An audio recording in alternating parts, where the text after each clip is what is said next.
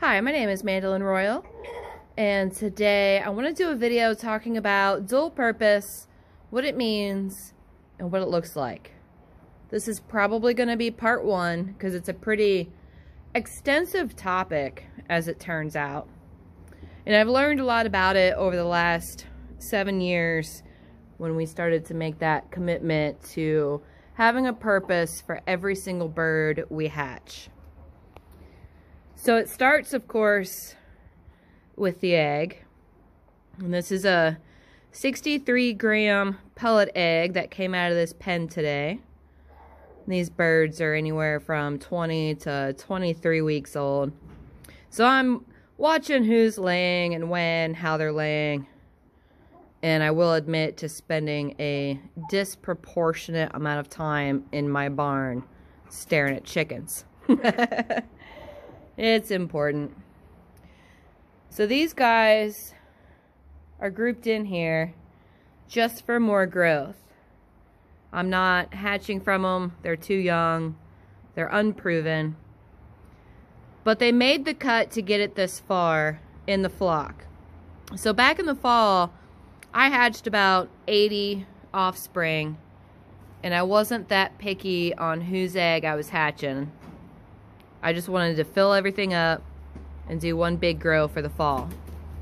And then just sort out those results as I got them. Because all the birds who were used met the core function, the eggs and the meat. And it's a tricky balance to maintain, and it really does hinge on overall balance. So these guys are still here because they had good growth rate. Their mothers laid well. They're probably going to lay well. And the boy that is with these pullets was the best of the boys for the age group. He had the best growth. He has the best shape. He feels wonderful. If I pick him up and handle him, he's got all the front heft you could hope for in a table bird. He also has really good health, really good vigor, and he takes really, really good care of these girls.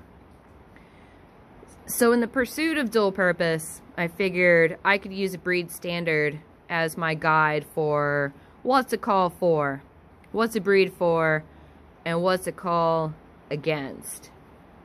And it's a long list of stuff to consider. That's everything from their head, their comb, their earlobes. You can get really picky. But you don't want to call yourself out of a flock either, and I've almost done that a couple of times. It's really easy to get frustrated, and you can't let that get to you.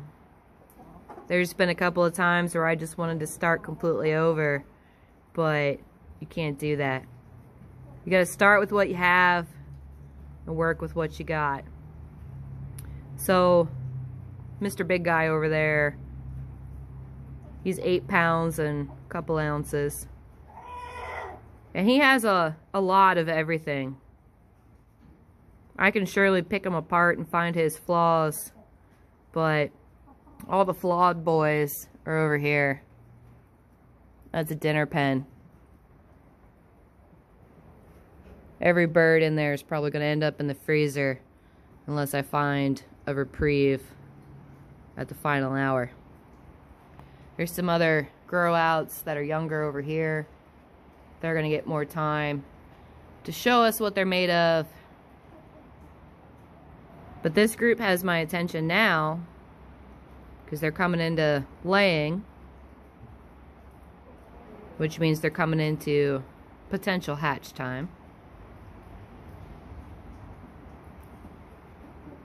And they passed all of their initial tests. Remember how I said I hatched 80? Oh, this is not 80 birds. I've been thinning. I've been removing. I've been scrutinizing and agonizing from every angle and every detail.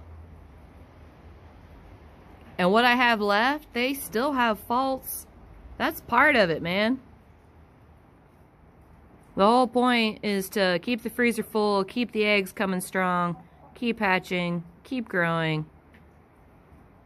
And keep working them a little better than how you found them. And you shouldn't get discouraged. You should just keep at it.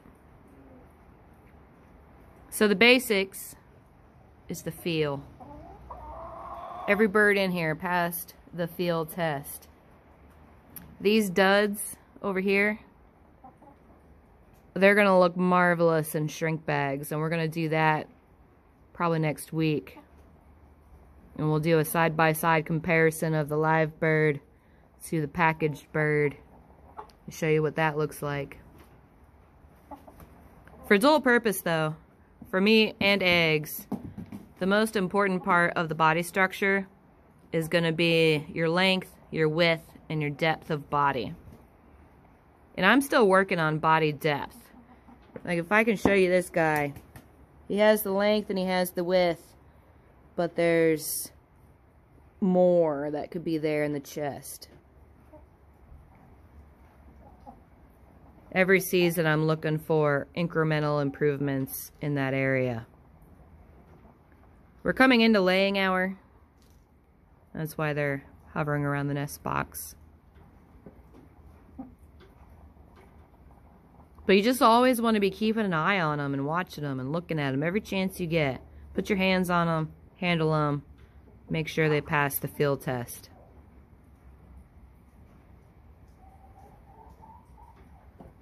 As far as aesthetic faults, you're going to see it, you're going to have it, you're going to have to work at selecting against it, breeding past it, to systematically remove it from the flock. I've been doing that for several years now, and it shows. So at least there's proof that the methodology works. And in return, we get a whole bunch of chicken to eat, and a whole bunch of eggs for hatching, for breakfast, etc. These girls are coming along nicely. There's probably at least one or two more I can pull out of here, pending another molt to see what their wings finish out like, make sure their color stays true. It's taken a long time to get to this point of consistency, and I'm almost somewhere with them.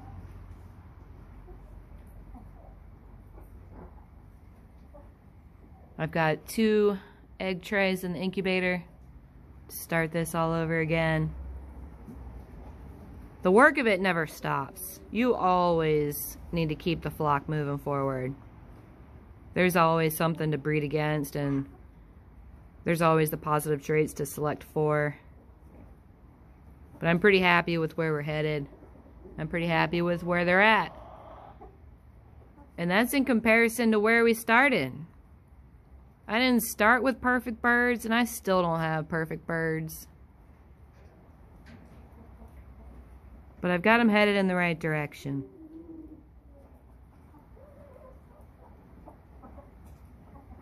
I'm thinking I'll break apart these videos into a focus of selection and compensation mating to show how I got to this, so that you can do it too. It's not rocket science. It's just time, patience, space, feed money. Eating your way through them. Are you being nosy? Their temperaments are pretty cool. They're weird birds, really. I like them for it.